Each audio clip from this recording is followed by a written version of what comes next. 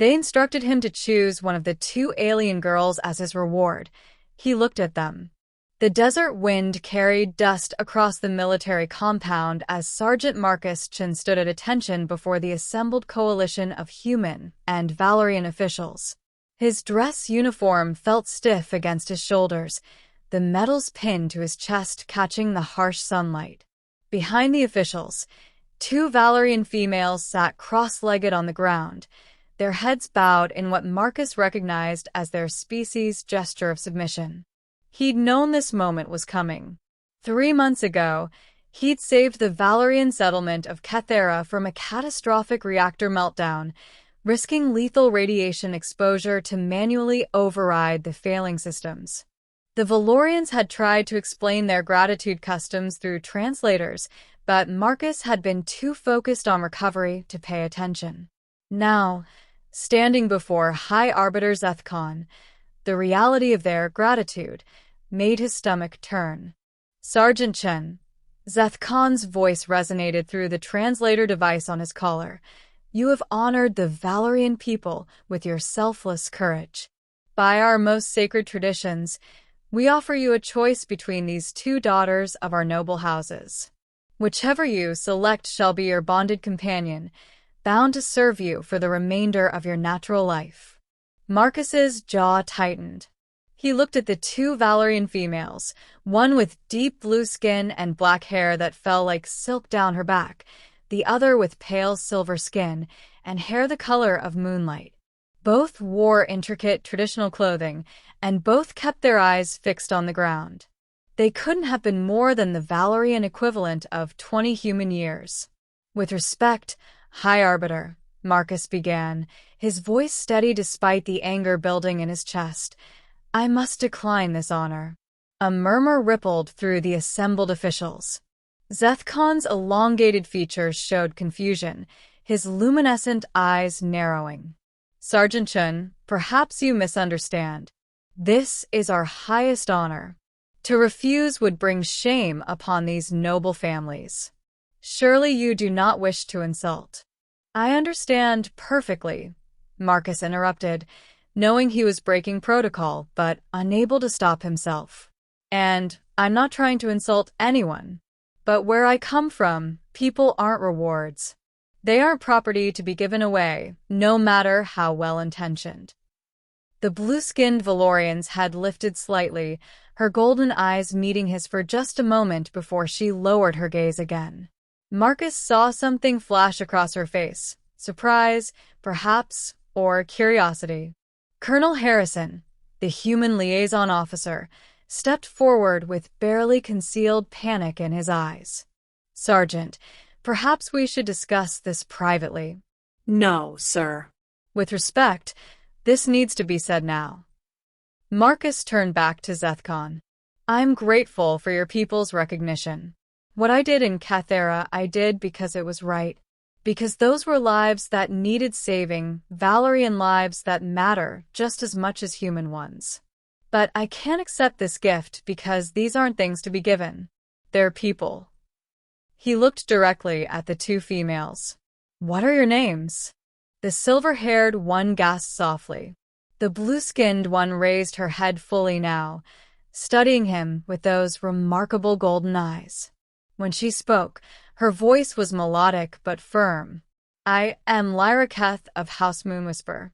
This is my cousin, Sarah Lynn of House Starweaver. Lyra Keth, Sarah Lynn, Marcus said, nodding respectfully to each. Do either of you want this? To be bound to a stranger as a reward. The question hung in the air like a thunderclap. Zethkon rose from his seat, his height making him tower over everyone present. Sergeant Chen, this is highly inappropriate. These females have been raised since birth, knowing they might be offered as what? Marcus challenged. As prizes? Did anyone ask them what they wanted? Lyra Keth stood, a breach of protocol that caused several Valorian officials to voice sharp disapproval. She ignored them, her gaze locked on Marcus. No one has ever asked us that question, Sergeant Chen. We are taught that serving a worthy individual is the highest calling, that our desires are secondary to honor and tradition. But you have desires, Marcus said. It wasn't a question. Yes, Sarah Lynn whispered, rising to stand beside her cousin. Yes, we do. The compound fell into uncomfortable silence. Colonel Harrison looked like he wanted to drag Marcus away bodily. The Valorian officials were exchanging urgent whispers.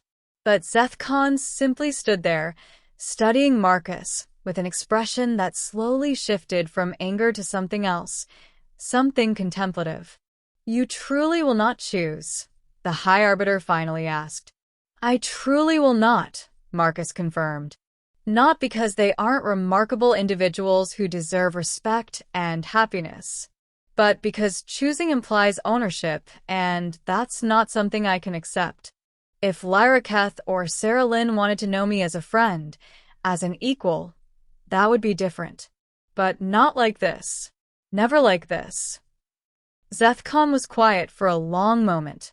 Then, to everyone's shock, he began to laugh. A deep, resonant sound that echoed across the compound. 43 cycles I have served as High Arbiter. 43 cycles of arranging bonds and honoring heroes. And in all that time, not one recipient has ever questioned the tradition itself. He looked at Lyra Keth and Sarah Lynn. What do you say, daughters of noble houses? The human refuses you as rewards. But what if he offered you something else? The choice to live as you wish. Lyra Keth's eyes widened. High Arbiter, such a thing is not. Not traditional? Seth Khan finished. No, it is not. But perhaps tradition requires evolution. He turned back to Marcus. Sergeant Chen, you have given me much to consider. Your actions in Cathera saved 3,000 lives. But your words here today may have done something even more important. You have forced us to examine customs we have never questioned. The High Arbiter raised his hand in the Valorian gesture of benediction. No bond shall be formed today. Instead, Lyra Keth of House Moonwhisper and Sarah Lynn of House Starweaver, I grant you one cycle to determine your own paths. You may choose to pursue whatever calling speaks to your hearts, whether that involves befriending this unusual human or finding your own purposes elsewhere. Both females looked stunned. Lyra Keth bowed deeply. You honor us beyond measure, High Arbiter. As the ceremony dissolved into confused chatter, Marcus felt a hand on his shoulder.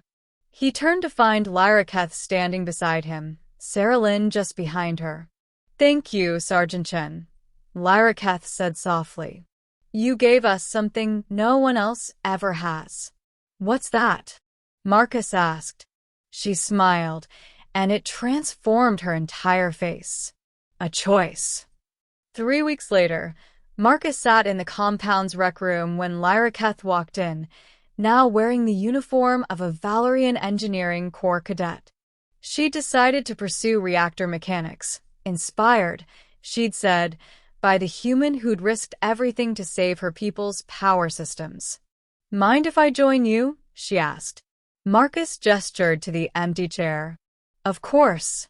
Though I should warn you, I'm terrible at chess. She laughed. Then we'll be evenly matched. I've never played. As they set up the board, Marcus reflected on how strange the universe could be. He'd come to this compound expecting another routine ceremony. Instead, he'd sparked a conversation that was rippling through Valorian society, challenging assumptions held for generations. He didn't know what the future held. But as Lyra Keth made her first awkward move on the chessboard, both of them laughing, Marcus knew that some traditions were worth challenging, and some friendships were worth more than any reward.